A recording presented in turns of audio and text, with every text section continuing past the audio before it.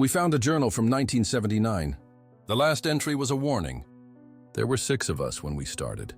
Me, Josh, Lena, Amir, Val, and Nico. We'd been planning the hike for weeks up in the Rockies, 2 days in. 1 day out. We'd all done tougher hikes before. But we underestimated the weather.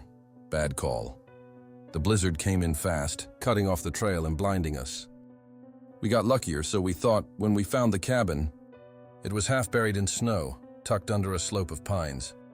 No path leading to it, no power, but the door creaked open, and inside was dry wood, old furniture, and a fireplace. Like something from an old movie. And in the back room, on the table, was a journal. Entry 1, January 3rd, 1979. If you're reading this, you got caught too. Don't trust the voices outside. They'll sound like people you know. They're not. We tried to eat rations first. Then the dogs. We made it 12 days, then James disappeared. We all thought it was a joke, an edgy prank journal left by campers. Josh laughed, but Lena didn't. She said the handwriting didn't look fake. Amir pointed out there were no animal tracks outside. No birds, no wind either. Like the snow was pressing in around the cabin. That night, we heard knocking. Not on the door, on the walls. Like someone tapping with their fingers.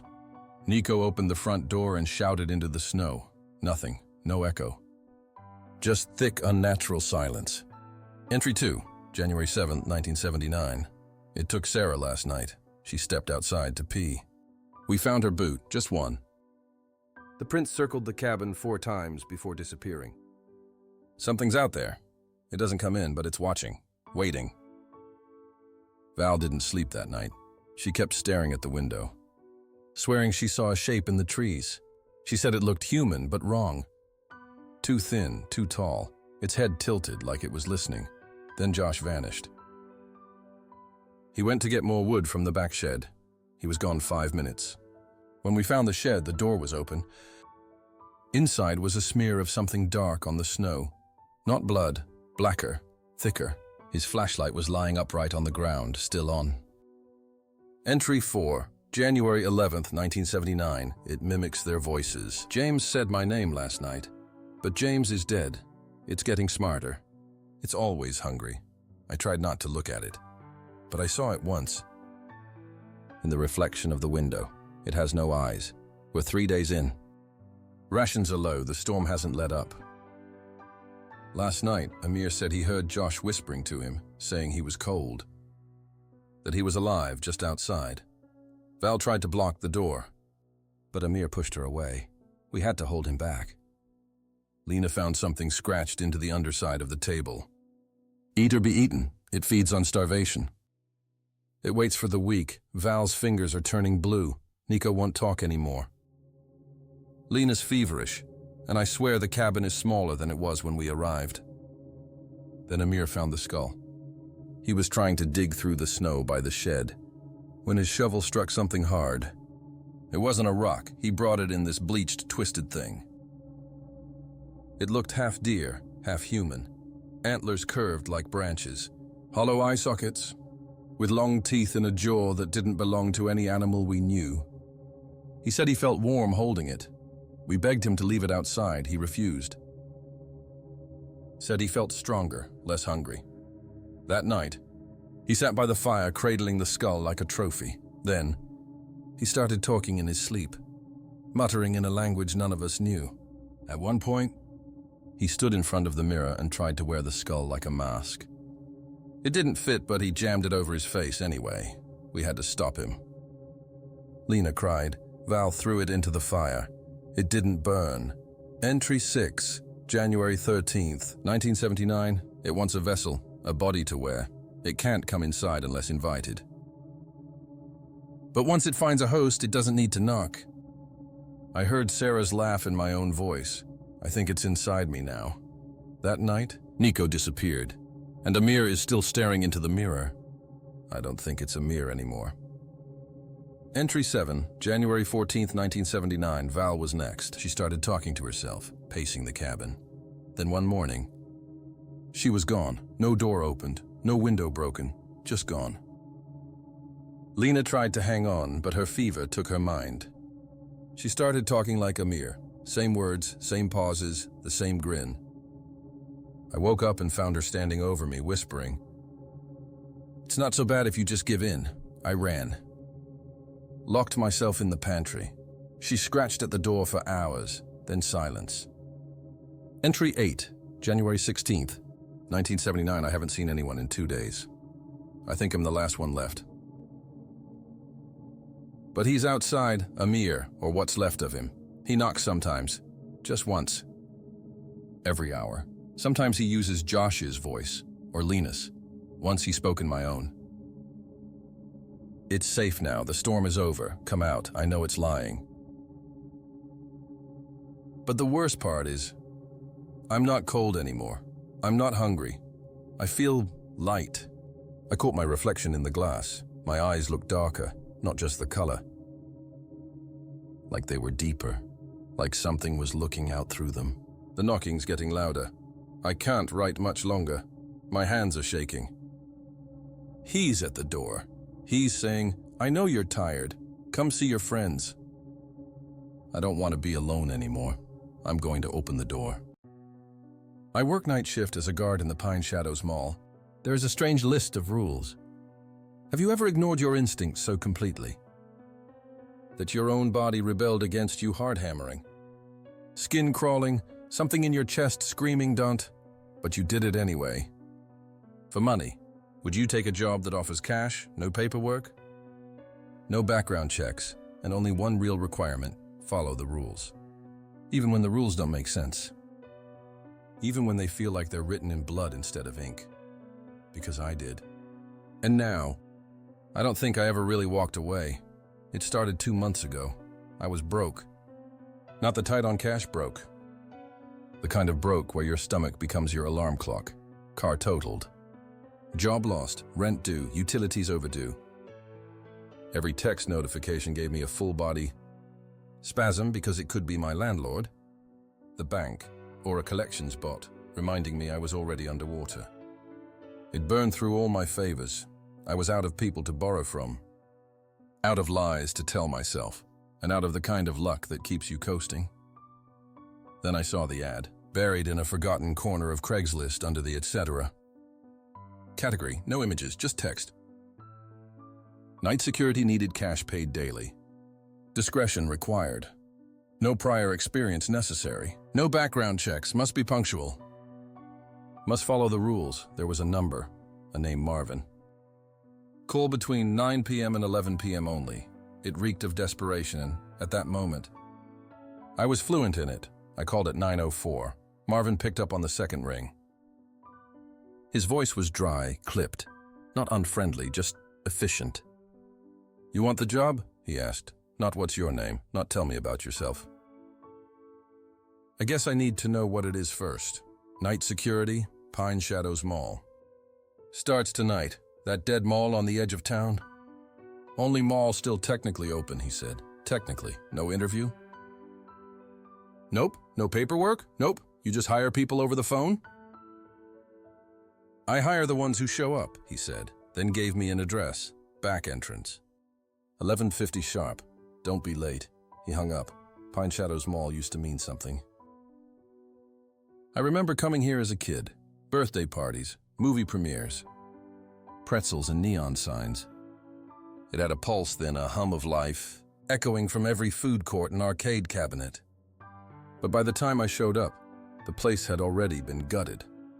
Only a handful of stores still operated during the day, mostly clearance outlets, and dying franchises clinging to rent deals.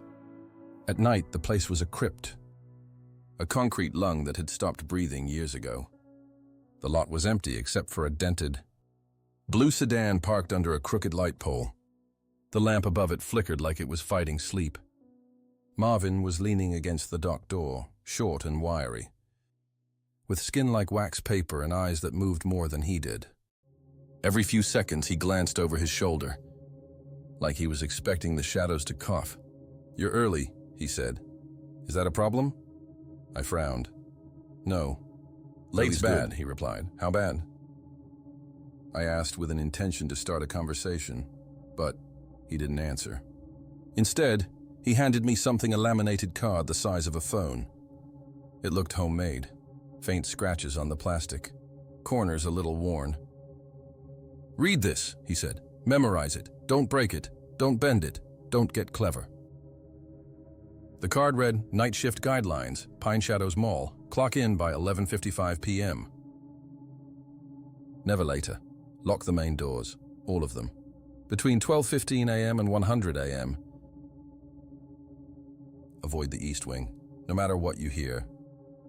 If you see someone on the food court carousel, do not acknowledge them. Walk away. At 2:33 a.m., check the toy store. If the clown doll is missing from the window, leave immediately. Never fall asleep. I laughed before I could stop myself. "Are you serious?" Marvin didn't laugh with me, not even a smirk, just stared. "You think this is funny?" he said with something more than anger in his eyes. "Kinda. Rule 5 especially. The clown doll? Really?" I tried to explain. He leaned in, his voice low. "You follow the rules, or you end up like Gary." "Who's Gary?" I demanded. He stared at me for one long, unblinking second, then turned away. Clock in at 11:55. Most sane people would have left, called a friend, laughed about it over beers. But I wasn't feeling very sane. I needed the money. I needed something. So I stayed. The interior of the mall felt worse than the outside. The temperature dropped the second I crossed the threshold. It wasn't the cold of poor heating, it was unnatural. Like the walls themselves had been sitting in a walk-in freezer. The lights buzzed overhead like dying insects. A sickly yellow hue flickered across cracked tile floors and shuttered storefronts. Some of the store names were still intact, but most were covered in grime or half-ripped signs. The kind that turned skin pale and shadows harsh. The scent was what hit me hardest. It wasn't the musty, closed-up air you'd expect. It was something sharper. A strange mix of burnt plastic and floral cleaner. Like someone was trying to hide the smell of something rotting beneath. I walked past old kiosks, abandoned booths with faded signs that once hawked phone cases and cheap jewelry. Dust clung to everything. The kind of dust that looks disturbed even when you're sure no one's touched it in years. All the storefronts were dark. Some still had mannequins in the windows, posed like frozen corpses in promotional gear. Others were completely stripped down, nothing but broken tile and torn-up carpet. A security desk sat near the central junction. Outdated monitors showed grainy black and white footage from various corners of the building. Half of them were static. I clocked in at 11:55 p.m. Exactly. The ancient punch clock beside the empty security office made a sickly crunching sound, then spit out my time card like it didn't want to touch it. I made my first round. I began locking every exterior door. Marvin had underlined that part on the card, every last one. Locked the 6 main entrances. Each one had a separate key. Some locks protested. One of them nearly snapped off in my hand like they didn't want to cooperate. I had to yank and push and swear under my breath as I turned the keys. By the time I got the last one bolted, my shirt was sticking to my back. But I got them all sealed by 1200 a.m. And then I stood at the edge of the East Wing.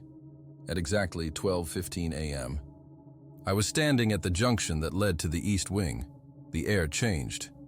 It wasn't just colder, it felt heavier, thicker. The air that carried a hum, not mechanical, but organic. Like a breath echoing through an old pipe. You'd think it'd be hard to ignore something ominous. You'd be wrong.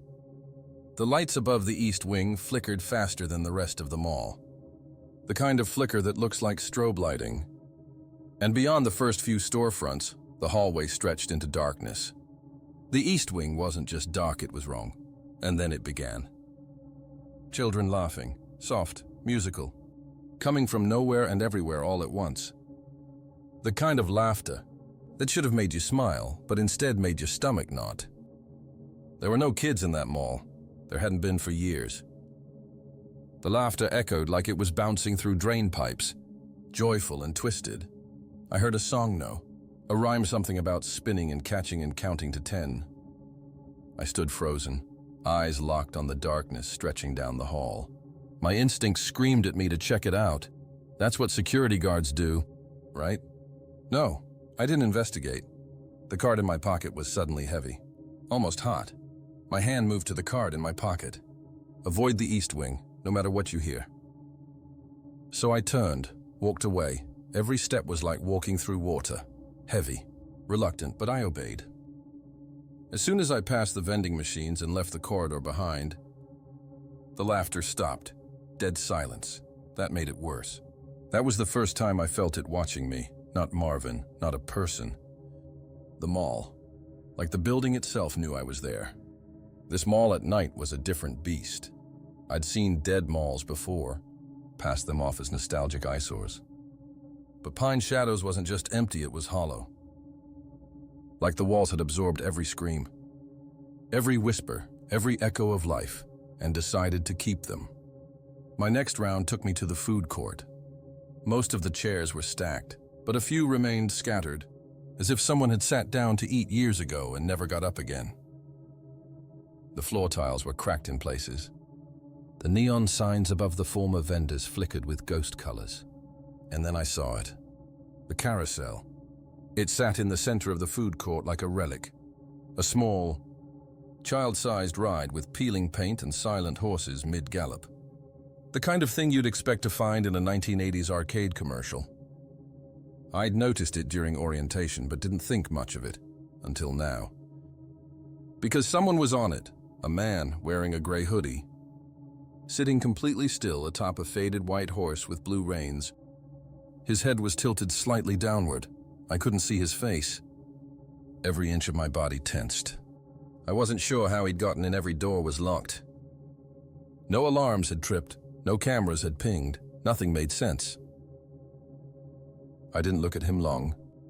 Just long enough to feel the wrongness radiating from him like heat from an open oven. The rules came back to me. Rule 4, do not acknowledge them. Walk away. So I did. My pace steady, breath shallow, eyes forward. As I rounded the corner into the storage hallway, I allowed myself one glance back. The carousel was empty. No sound, no motion.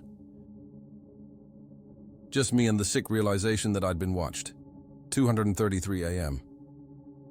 The moment burned into my memory now. But that night, I approached the toy store with curiosity more than fear.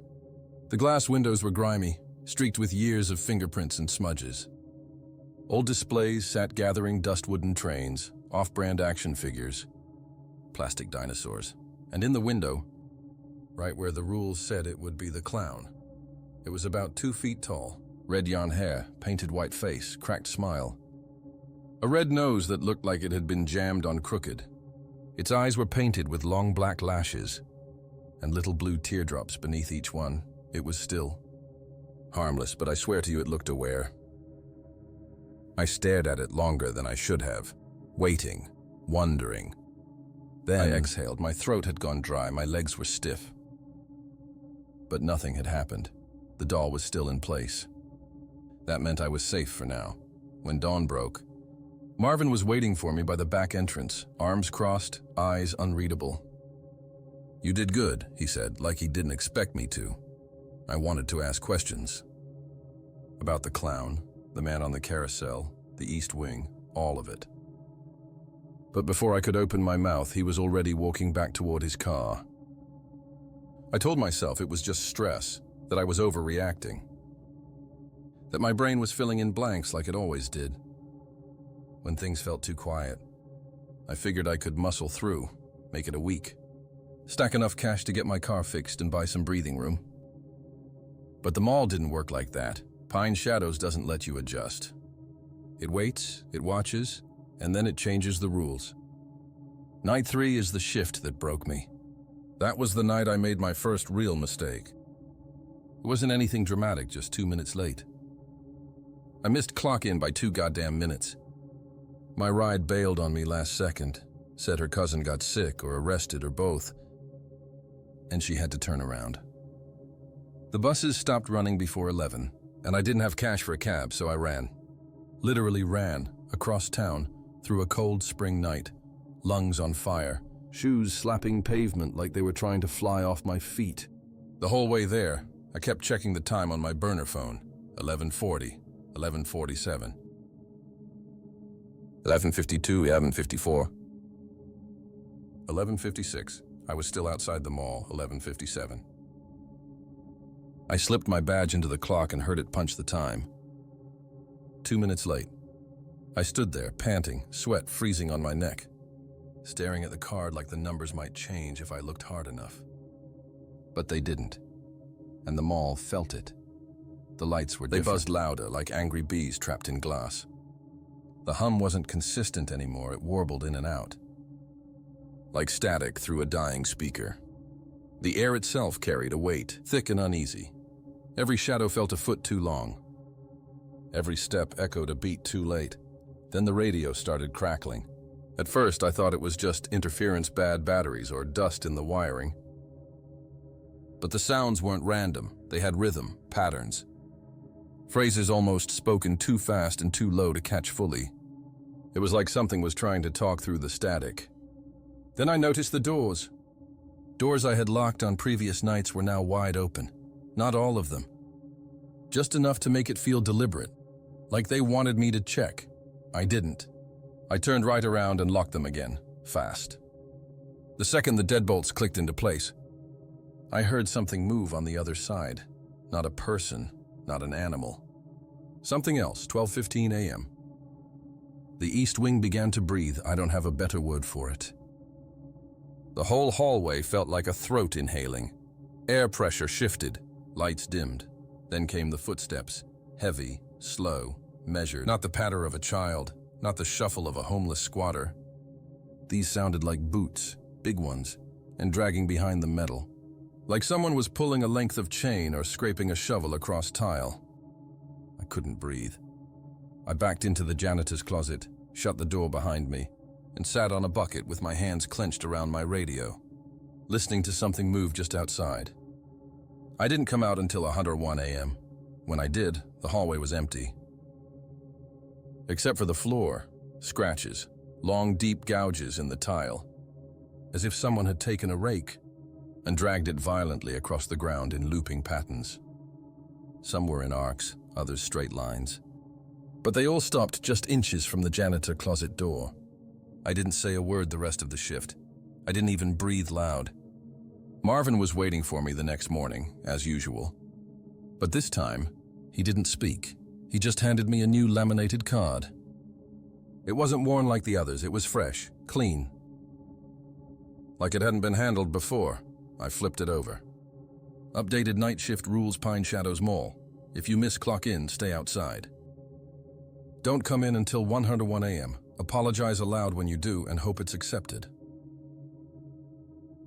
If you hear any strange sounds, close your eyes and chant, "We shall obey. We shall obey." If doors are unlocked when they shouldn't be, relock them, fast.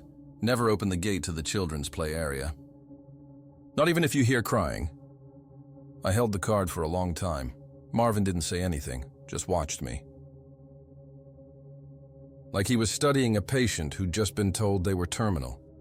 "Who writes these?" I finally asked. He shook his head. "They write themselves." The next several nights were hell.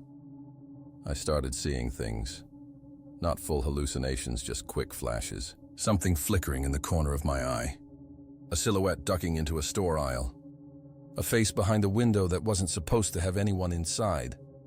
Once, while walking past the sunglass hut, I saw a woman behind the counter. She was too still, her arms hung at her sides. Her hair was jet black and bone straight, falling in perfect strands over a face that looked wrong. Smooth, too smooth, like someone had drawn it in a hurry and forgotten the eyebrows. Her eyes were all black, no whites, no irises. Just glassy voids staring through the display glass like it wasn't even there. She didn't blink. She smiled. I did not smile back. I moved fast.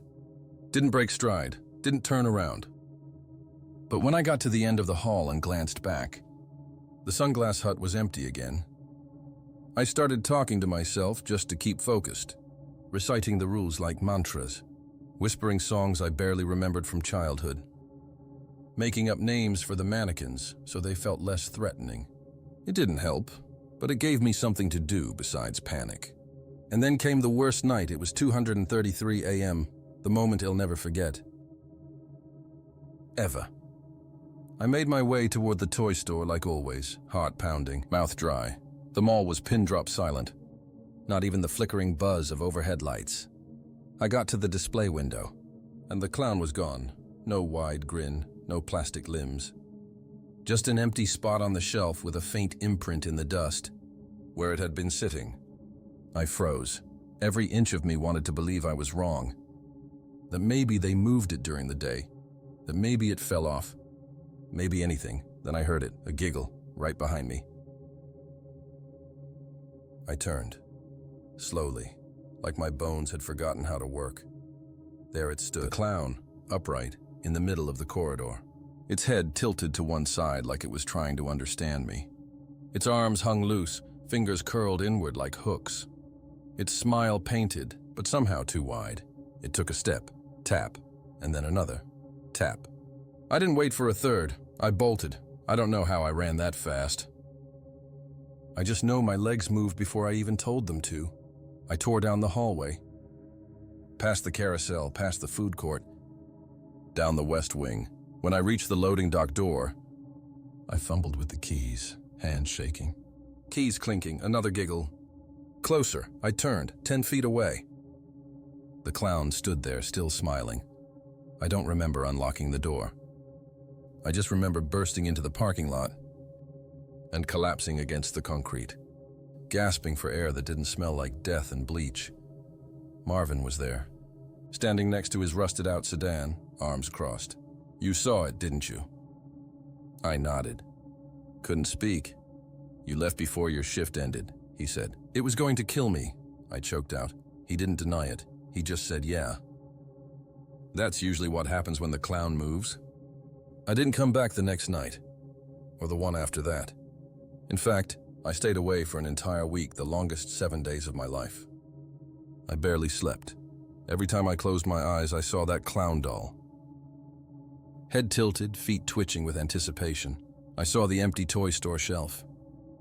I heard the click of its little shoes on the tile. But the worst part? I missed it. I missed the twisted predictability, the rules, the structure. I missed knowing when to be afraid and when I could breathe again.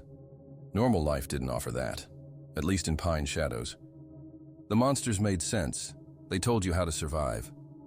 The money ran low again. I rationed it, skipped meals, sold my gaming console. Even sold my dad's old watch, the one thing I'd kept after the funeral. But by the 7th day, I was staring at an empty fridge and an eviction notice taped to my door. That laminated card, the one with the updated rules Marvin gave me, was still sitting on my table. I hadn't opened it again, couldn't bring myself to. But I kept thinking about one line. Rule 2 from the updated night shift protocols. If you hear any strange sounds, close your eyes and chant, "We shall obey, we shall obey." What got under my skin wasn't the threat itself. It was what the rule implied, that the strange sounds weren't a possibility. They were a guarantee. The rule wasn't there just in case something happened. It was written because they knew it would, like it was routine. Like it was scheduled, like it had a shift of its own. Like whatever was out there wasn't just haunting the place, it was running it. I showed up that night at 11:50 p.m., no call ahead, no warning. Just walked through the back door like I never left. And Marvin was there, sitting in the security office this time, sipping something from a styrofoam cup. He didn't look surprised. He looked like he'd been expecting me. "Are you ready to stop running?" he asked. "I'm not sure," I said, "but I'm broke." He nodded. Pulled out another laminated card. The edges were silver this time, not gray. Not white, silver, final protocols, Pine Shadows Mall night security. If the clown appears again, you have 2 minutes to leave the mall. If the man on the carousel waves at you, wave back. Then close your eyes and count to 10. Never speak to the cleaning woman. She's not real. If you receive a call from an unknown number between 2:22 and 2:44 a.m., End the call immediately and shut off your phone. Above all else, do not question the rules. It was the last line that got me. Not just the words, but the tone. The desperation under them. Do not question the rules. Not can't, not shouldn't. Do not. It read like a warning to me personally. Like it knew I was the kind of guy who would start pulling at threads. That night was the one he'll never forget. It started like the others, walking the same routes, locking doors, checking cameras. But tonight felt different. Something was in the air. Something heavy and oppressive, like the mall itself was holding its breath. I couldn't shake the feeling that I wasn't alone, despite the fact that I was. At around 100 a.m., I walked past the food court again. The carousel was silent. The horses empty. The air was thick with the musty smell of old popcorn and stale air conditioning, and the lights flickered above. Then I heard her. The faint sound of someone humming. I stopped in my tracks, my heart thudding in my chest. It wasn't a laugh this time. It was eerie hum tune that made no sense, as if it was part of a forgotten lullaby. I couldn't pinpoint where it was coming from, but the mall felt alive in a way it hadn't before. I glanced down the hallway and froze. A woman stood near the janitor's closet, sweeping. She wore an old, faded uniform with the name Edna stitched across the front. She was humming to herself, her back to me as she pushed the broom back and forth across the floor. I didn't recognize her. I'd never seen her before. She was scrubbing tiles near the pretzel stand. She was talking to herself, or to the mop, or to the air. It was hard to tell. I froze mid-step. I knew the rule. Never speak to the cleaning woman. But then she looked up, right at me, and she said, "They never listen." Even the rules are part of the trap. My breath caught in my throat. I didn't mean to respond. I swear I didn't, but something inside me cracked open. "What do you mean?" I asked. Her smile twisted, not in a friendly way. In a skin-tearing, cheek-splitting, meat-pulling kind of way. Her mouth stretched past the limits of her face, revealing rows of crooked, two human teeth and something behind her eyes that didn't blink. "They write the rules so you feel safe," she whispered. "But safety is the first lie." Then she lunged. I fell back hard onto the tile. The wind knocked from my lungs. Her face was inches from mine. Her eyes glowed like dying embers. Her breath reeked of bleach and rot and something else static. I screamed, kicked. Her body hit the floor like smoke. No weight, no substance. She vanished in a cloud of gray mist that hissed and curled and drifted upward like steam from boiling skin. I didn't go for the exit this time. I ran to Marvin's office. I needed answers. I needed the truth. I needed sense. The office was dark, empty, no sign of him. But the desk drawer was open, and inside it, I found a folder, the one he must have given all of us. Inside were photographs, dozens of them. Polaroids, old ID badge printouts, security cam stills. Each face marked with a name. Each name with a note beside it. Gary broke Rule 5. Clown took him. Sam East Wing at 12:22. Lost. Lena spoke to a cleaning woman. Assimilated. Dan talking back. Becoming aware. My name. At the bottom. In red ink, under it, initiate protocol. Let him run. Let me run? Like I was part of a test, or a trial, or a joke with a punchline no one gets to laugh at. I felt sick. Because if they let me run, that means they knew I would. That they wanted it. That maybe they needed it. I grabbed the folder and bolted. And this time, the mall didn't fight me. The doors opened on the first try. No jammed lock, no clown doll. No children laughter, just me and the night air. I didn't stop running until I reached the main road. Didn't stop until I saw headlights and pavement and a gas station with flickering fluorescent signs. That looked positively divine compared to what ID just escaped. Now I'm here, sitting in a diner at 3:14 a.m., writing this down on napkins and scratch paper, watching the front entrance, flinching every time the bell chimes above the door. Not because I'm worried someone from the mall will find me, but because I think something already did. There's a man sitting outside. Gray hoodie, hood up, just staring through the window. He hasn't moved in over 30 minutes. And the waitress keeps asking why I'm talking to myself, but I'm not. I'm talking to her. The cleaning woman is standing behind the counter, still smiling, so I'll end with this. Have you ever read a story? That didn't feel like a story at all, just a warning in disguise.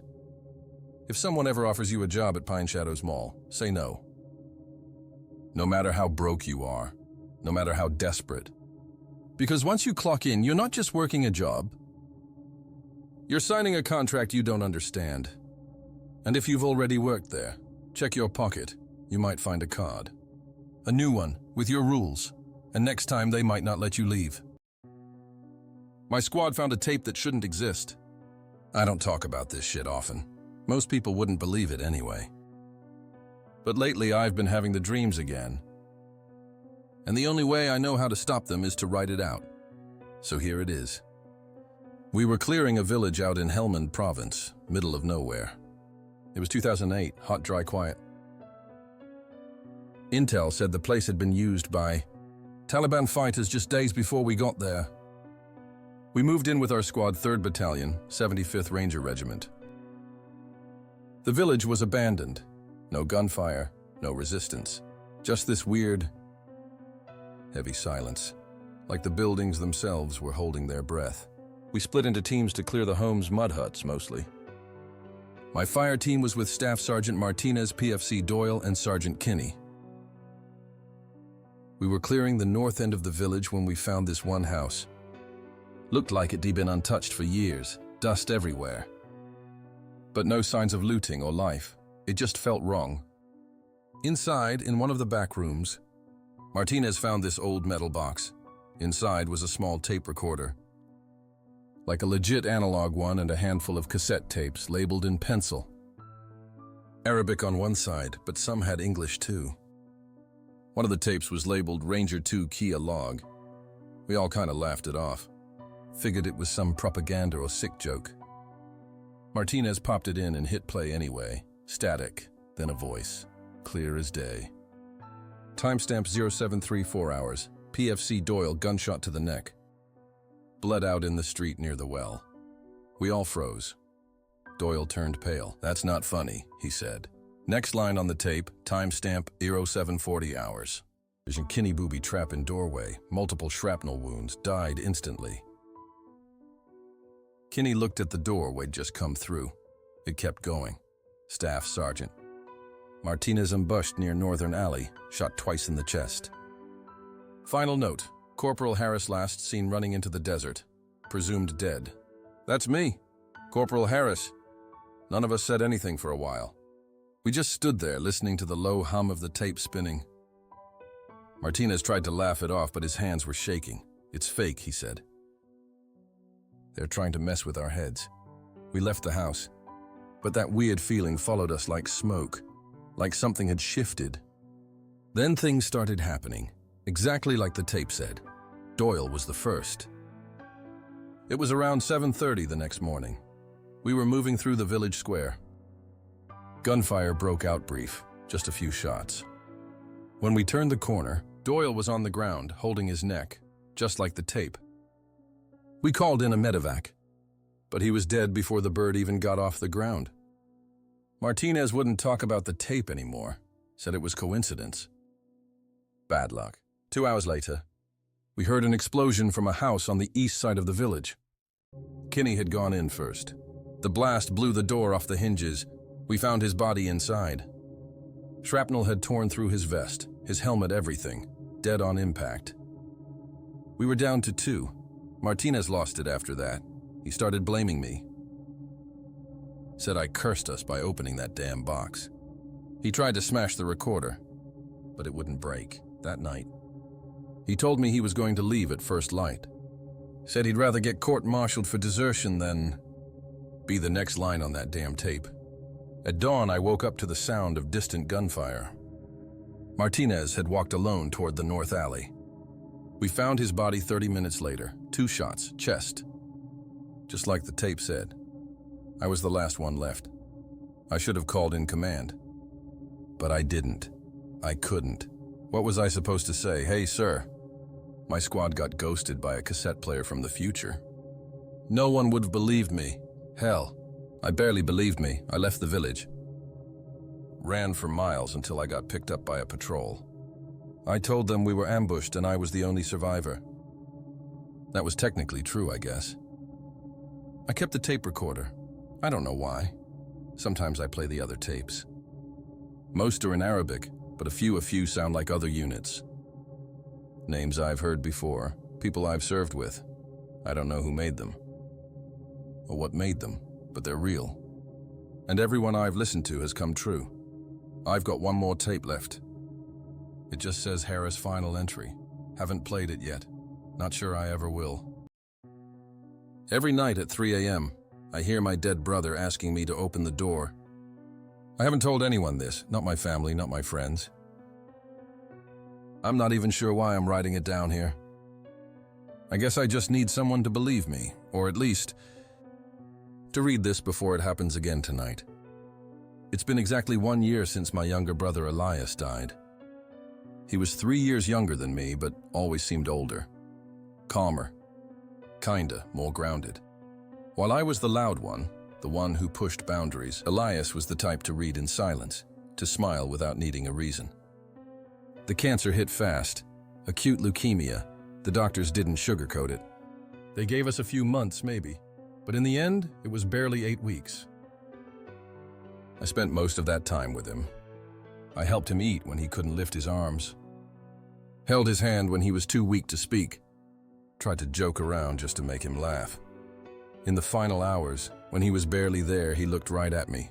Not scared, not sad. Just knowing, "Don't stay alone," he whispered. That was the last thing he ever said. After that, everything shut down. There was a flat line on the monitor, a few soft words from the nurse. And then nothing. The world just stopped. I didn't cry much, not at first. I think part of me refused to believe he was really gone. I disconnected from everything: school, friends, routines. I slept all day. Stayed awake all night, barely ate. I thought maybe the silence would help me process it. Instead, it left space for something else. The first time I heard his voice again, it was around 3 a.m. I hadn't been asleep, just lying there staring at the ceiling. The window cracked open to let in the late October wind. "Are you there?" It was faint, soft, coming from the hallway. I froze, not because I was afraid, but because I knew that voice. I got up. Opened the door, turned on the lights, nothing. Every door was locked. Windows closed, no sound except my own heartbeat. The next night, it happened again, same time, same voice. "Are you there?" I told myself it was a trick of memory, auditory hallucinations, lack of sleep. That made sense, right? But the voice kept coming back, every night at 3 a.m. Sharp, and then the footsteps started, soft, deliberate steps across the hallway floor, stopping just outside my bedroom. Never louder than a whisper, but impossible to ignore. Eventually, I started locking my door at night. I played white noise, music, anything. Sometimes I'd fall asleep with a podcast playing just to drown it out, but none of it worked. The sound always cut through, always him. Then came the knocking, 3 soft taps. Then his voice, "Closer now, please. Open the door." It never sounded threatening, not angry or vengeful. Just pleading, almost sad. I told myself I wouldn't give in. I wasn't going to open the door. I wasn't going to play into whatever this was, grief, trauma, madness. But it didn't stop. Then it got worse.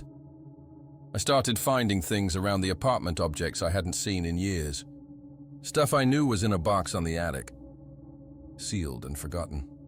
A small, worn-out toy dinosaur on the windowsill. His favorite, the one he carried everywhere as a kid. A half-drunk Capri Sun on the kitchen table, wild cherry. The exact flavor he used to beg Mom to buy. Each day, something new. Each night, his voice. Like the past was leaking into the present, or something was trying to lure me back. Last night, I found his old diary on my desk. It had gone with him to the hospital. I'd packed it in his bag.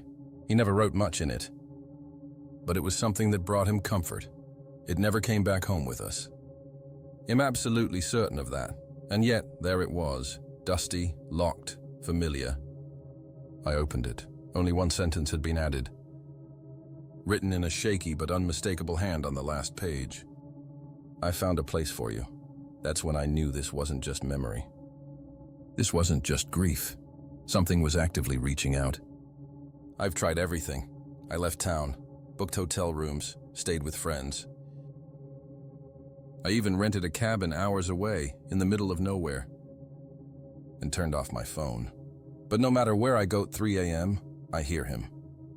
Even when I'm awake. Even when I know he can't possibly be there.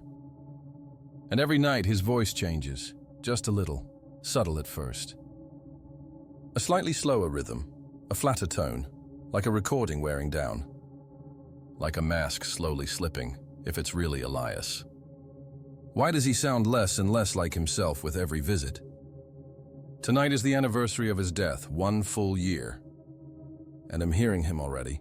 No waiting for 3 a.m. this time, his early. I hear footsteps in the hallway, slower than usual, more deliberate, closer. Then the whisper, "Please, open the door. I shouldn't. I know I shouldn't. Every part of me screams not to. But something inside me is whispering that tonight is different. That if I open it now, it might finally end. That maybe I'll see him. Just one more time. That maybe it won't stop unless I do." I'm standing up now. I'm walking to the door. My hand is on the lock. I'm going to open it. I visited an antique store a few days ago. Do not buy anything from this place. I may have to drive back out there and return what I purchased as soon as I am feeling better. Maybe I'm just hallucinating from this fever, I don't know. I'm sorry if I'm rambling. I feel like I haven't slept well in days, but all I've been doing is sleeping and having nightmares. At least I hope, they're just nightmares. Let me try to start from the beginning, 3 days ago. Roger and I took a trip out to the lake. It was a beautiful day for it. We stopped in the village just before the state park, because I'd read about a bakery there that makes giant eclairs. I think they're still out in the car now, rotting in the sun. As we were leaving the bakery, I spotted the antique store across the street. You can't miss it. It's the biggest old house in the village. Part of it converted into a storefront. I coaxed Roger inside by promising not to spend any money. That was a lie. But I'm sure he knew it. The door was open. But we didn't see anyone when we first walked in, so we just started browsing. The place was enormous. Everything was laid out by room, china cabinets, and tableware in the house's former dining room furniture. Books, old vinyl albums in what must have been the living room. You get the idea. We spent quite some time in each area. There must have been hundreds of estate sales worth of items, and none of it was junk. While Roger was flipping through old photo albums in one of the bedrooms, I snuck off to the display case at the front of the store to look for jewelry. An older woman with very long, graying blonde hair stood behind the case, almost like she'd been waiting for me. As I was about to say something to her, a cat jumped up on the chair beside me and started rubbing his head against my hand. "Well, hello, handsome. How did you know his name?" she asked. I jumped. This woman had the most striking eyes I've ever seen. "Oh, is that his name?" I just thought he was handsome. He's such a lover boy. Seriously. Her irises looked like there were galaxies swirling in them. She smiled. "He really is." "It's a very appropriate name," I said to the cat. "So, what brings you out this way?" she asked. "It's a small village." She obviously knew I wasn't from around there, right? "We're headed to the beach. It's a beautiful day for it," I agreed. "Well, I don't have any jewelry. That tends to sell quickly. And when I come across anything of real value, I usually sell it at auction myself. I don't remember asking her about jewelry." Maybe I did. No, I couldn't have. "But I did overhear you mention you were looking for brass figurines." She held up a vintage brass bell, shaped like a woman in a Victorian-era dress and bonnet. I believe it was made in England, probably in the 1950s. She gave it a shake and handed it to me. It still works. As I was examining the bell, she brought out a set of 3 brass owl figurines, small, medium, and large, and a little brass Labrador retriever. $20 for all of them, she said. She really got right down to business. I pulled a bill out of my purse and handed it to her. Can I leave them up here while I finish looking around? My husband may want to buy some books, of course. He'll bag them up for you. Take your time. I found Roger still in the bedroom, looking at the same stack of photo albums. You're still looking at those. There are stacks and stacks of albums here dating back to the 1800s. Are they all just family albums? Yeah. It's weird. Creepy. Are you going to buy any of them? No. He closed the album and put it back. Are you ready to go? This place feels weird. I laughed, but he was right. It did feel weird. I just have to grab my bag. What bag? I practically ran into the woman as I was leaving the bedroom. She was standing right outside the door, holding the bag out to me. Have a safe trip back to the city. I don't remember telling her we drove in from the city. But maybe we just give off that vibe. Thank you. Great place you've got here. We practically ran for the door. Once we got into the car, I showed Roger what I'd bought. I thought you weren't going to buy anything. I wasn't planning to. But she said she overheard me talking about figurines and... But you said you weren't going to buy anything. Roger, it was $20. Give me a break. How did she overhear you talking about figurines? You never mentioned figurines. You said you weren't buying anything. He was right. I don't know. Suddenly, Handsome jumped on the hood of our car. We both screamed. I had to carry the big baby back to the store and set him inside the door. After that, I didn't feel like going to the beach anymore. Roger was happy about that. I feel like I could sleep, he said. Me too. And that's exactly what we did as soon as we got home. And this is where we've been since in bed. We've both missed work. I wonder if we caught something from inadvertently touching mouse droppings while rummaging through things. It's plausible. We both have a fever, and it's been giving us some really unsettling dreams. Roger keeps dreaming he's trapped in the attic of that house with some of the people from those albums. I can tell he's genuinely frightened. I feel so guilty. I wish I'd never talked him into going inside. I wish he'd never bought anything. A few times, he sat up in bed screaming that it feels like something is laying on his chest, which is terrifying. Because I swear I've felt something moving around in the bed. Sometimes even walking on me. Like a cat? Roger doesn't hear it, but I keep hearing a bell ringing. The bag made it into the house, but I can't find the bell. I feel like I've lost my mind. Do you think it would seem unhinged to bring the items back? I don't even know what I'd say to her. I don't want the money back. What would you do? Maybe I can just leave them inside the door as soon as I feel better. What they don't tell you about lost episodes. Growing up, I always knew that I had the coolest dad in the world. He never breathed down my neck to have perfect grades, and he took me on tons of trips to different cities all the time. My room is full of souvenirs from all the places we visited. The coolest thing about him was that he was an animator for Cartoon Network. This meant that several of my favorite cartoons were some of the stuff he worked on. Whether I was watching reruns of old shows or watching the latest episodes of my new favorites, there was a good chance my dad was involved in their production. He even brought home copies of some storyboards he was working on. It was so cool being the kid in school who had sneak previews of upcoming shows. My friends always circled around me to read the storyboards with me whenever we hung out. It was almost like reading a comic book. My friends eventually asked me if my dad had any lost episodes in his collection. Lost episodes were something we gossiped about, often due to their incredibly elusive nature. They were highly obscure pieces of media that had corrupted versions of your favorite shows. I remember reading one blog post where some guy said he saw an episode of Ed, Ed, and Eddie, where the trio died in a traffic accident after Eddie stole a car. Another person mentioned there being an episode of Foster's Home for Imaginary Friends, where Mac imagined the entire show. We were all a bit skeptical if those episodes were even real. But my friend George was the most invested into finding them. He was the daredevil of the group.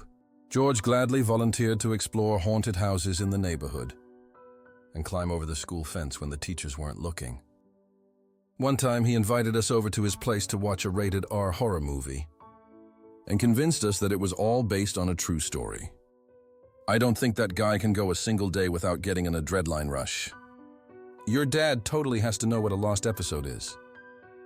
I bet everyone in the industry trades lost episodes with each other, and then they make those creepypasta to tease fans. George said to me at lunch one day, he has brought the subject up again and seemed intent on finding a lost episode. I don't know, man. You sure those aren't just urban legends? Nobody's even found one of those lost episodes for real. It's all just talk. I replied back. Sounds to me you're just too scared to go looking. You almost pissed yourself during movie night last time. Stop exaggerating. If you want to find an episode so badly, how about we search my dad's laptop? Let's see what he's hiding. George came over to my place the next day to search the computer. My dad wouldn't return home from the studio for at least an hour, so we had plenty of time to get it done. I typed in the password and scanned through all his files for anything that caught my eye. Nothing really stood out at first. It was just a bunch of character design sheets and storyboards from his cartoons. Some of it was stuff I've already seen before. After 20 minutes of searching, I was beginning to lose hope when a chat room popped up on the screen. Killjoy88. Hey man, you really outdid yourself with that episode you sent us. I wasn't expecting there to be that much blood. Both of our eyes flared up. This looked like it could be something good. I checked the chat history to see that my dad had sent a message with a video file attached. I eagerly gave it a click. A video popped up that showed the intro of The Loud House. I immediately got excited because that was a show I had tons of fun watching. After the intro, a title card that read, "What Happened to Lincoln," appeared. The episode began with Lincoln's family putting up missing posters for him around town. They all looked incredibly miserable, like they were moments away from sobbing their eyes out. The animation was also a bit sketchy and had a choppy frame rate. Characters often went off model to the point. They had uncanny valley expressions a lot of the time. The episode then did a flashback to a scene of Lincoln exploring a comic book shop that was painted a cobalt shade of blue. Lincoln narrated how this was a new shop town that was rumored to have rarest comics imaginable. This version of Lincoln was voiced by an adult man, maybe as placeholder until the episode was ready to air. Lincoln entered the shop and was shocked how grungy the place looked. Colorless brick walls surrounded him, and noticeable cobwebs grew from the corners. Lincoln approached the cashier to ask him if they had Ace Savvy Obscuritas, an issue of the Ace Savvy comic series that only has 13 known copies. Hearing this, an orange-haired kid walked up to Lincoln and said he was looking for the same issue. "Isn't that Jason?" George asked. "What?" "Jason Smithera, the kid who went missing about 3 months ago." I paused the video and studied the boy's face. George was right. The boy in the cartoon definitely resembled Jason. He was a kid from our school who suddenly went missing one day.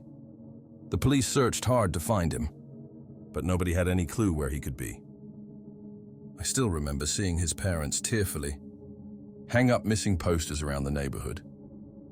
He has frizzy orange hair, bright blue eyes, heavy freckles, and a birthmark in his forehead. The kid in the cartoon was the spitting image of him. That's one heck of a coincidence. I resumed the video. The cashier was a big burly man with scraggly black hair. He told the boys how fortunate they were, since he just so happened to have the last 2 copies. He led them down to the basement, where he kept a small collection of dust-covered comics. Lincoln and the boy gleefully grabbed the Ace Savvy issues and were about to read them. when two men ran up behind them and pressed white cloths to their noses. They struggled to break free, but eventually passed out. The voice acting sent chills down my spine. Not only did it sound completely believable, it also sounded like they hired an actual kid actor. It was then I realized how weird it was that a kid was brought in to record audio for a lost episode, especially when they didn't do the same for Lincoln. Eventually, a group of men all dressed in black entered the room with knives in their hands. The animation style was even more sketchy now, like the entire thing was roughly done in pencils. The men looked at Lincoln and the boy with eyes full of malicious intent. They pleaded with them with tears rushing down his face, but they only laughed at his pain. They each took turns dragging the knives across his skin before slowly digging it inside. Screams of pure agony blared from the speakers. It sounded way too real. It didn't sound like some kid recording in a booth. It was like the audio was directly recorded from a crime scene. What they did next is something I can hardly describe. They mangled that poor boy, turned him into something that hardly looked human anymore. Lincoln shared the same gruesome fate as him. By the time they were done, blood and bone were scattered all over the room. George and I screamed in disgust at the atrocity we just witnessed. I didn't even know what to believe. Did my dad actually animate a snuff film based on a real kid? He was supposed to be the coolest guy around, not some sick freak. Against my better judgment, I looked back at the chat room and was horrified even more. The guys bragged about how graphic the gore was and how cute the boys looked when they were being mangled. Apparently, my dad and other animators had a long history of sharing cartoons, where kids being brutally tortured was the main attraction. They would find a real child to draw on a character based on them and insert them into the cartoon of their choice.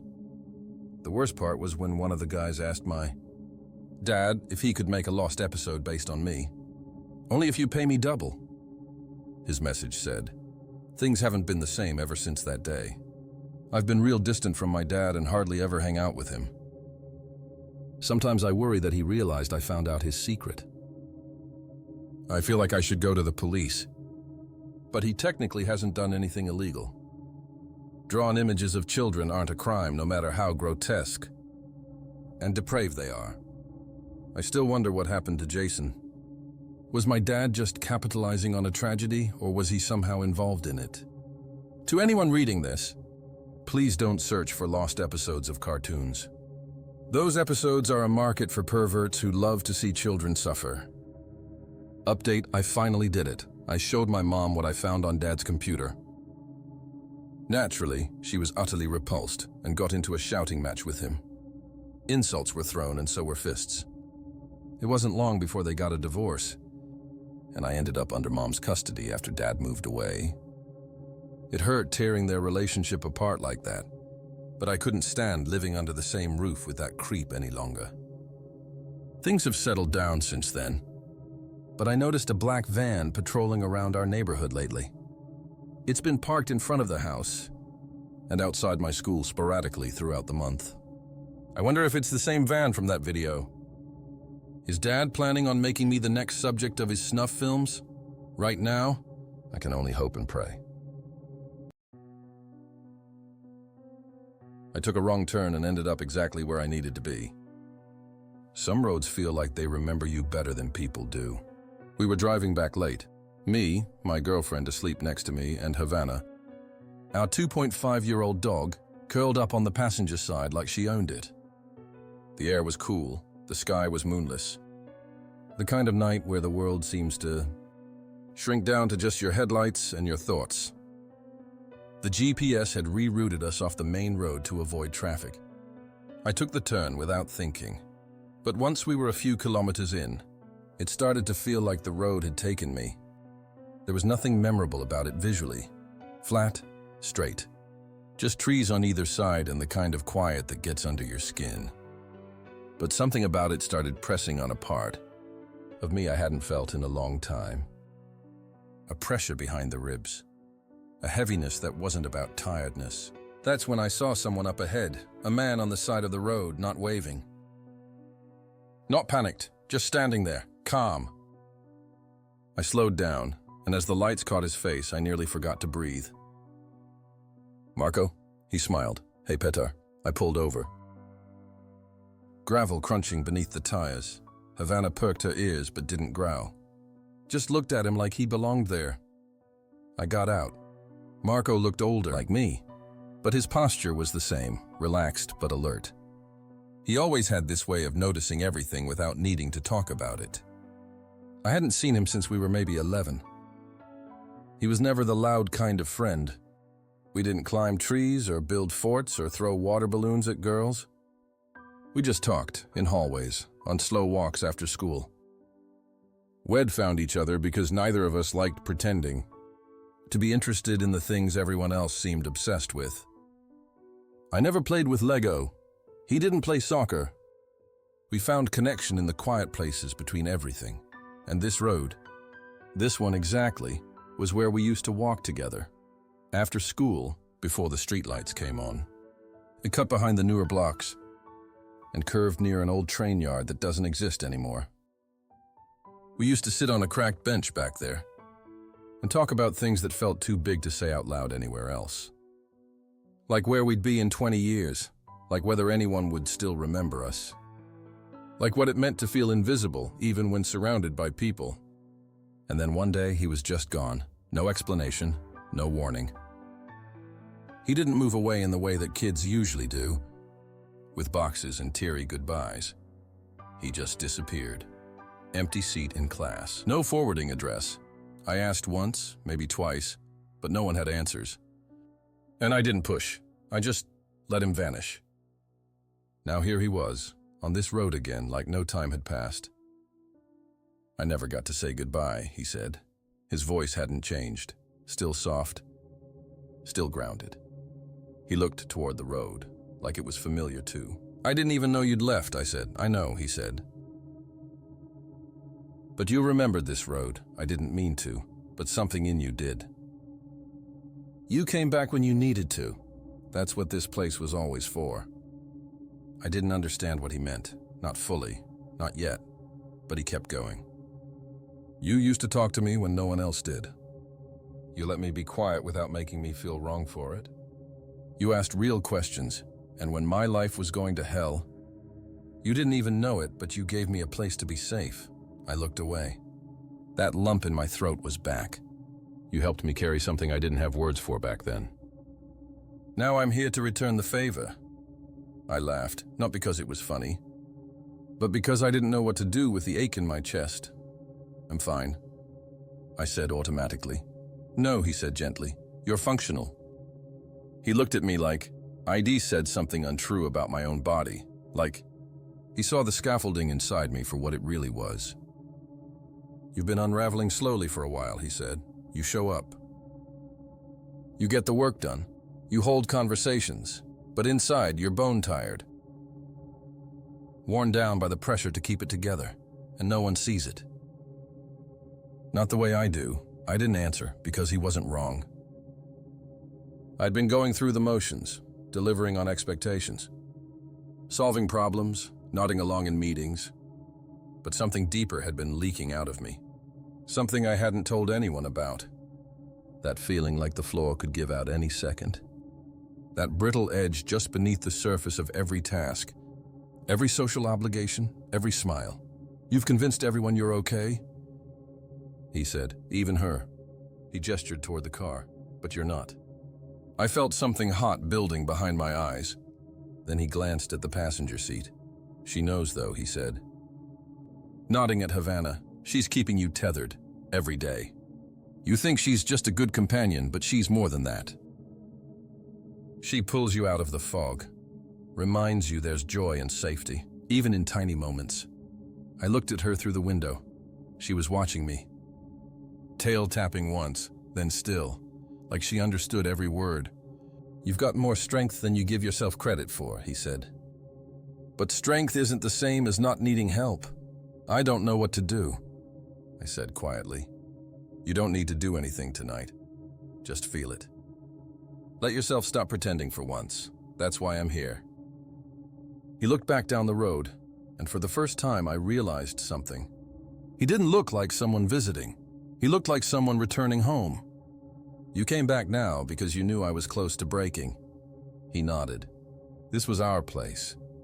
You were most you here, before you learned to hide. I figured maybe if you came back, you'd remember how to come back to yourself.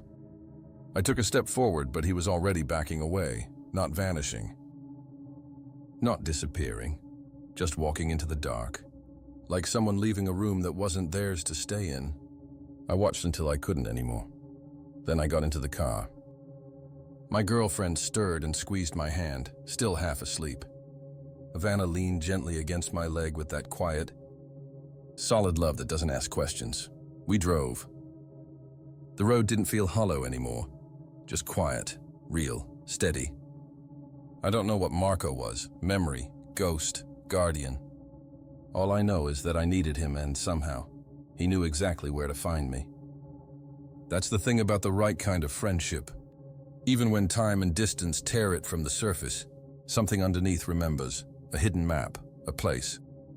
He came back to remind me I'm not alone in this, that I never really was, and that sometimes saving someone doesn't look like a grand act.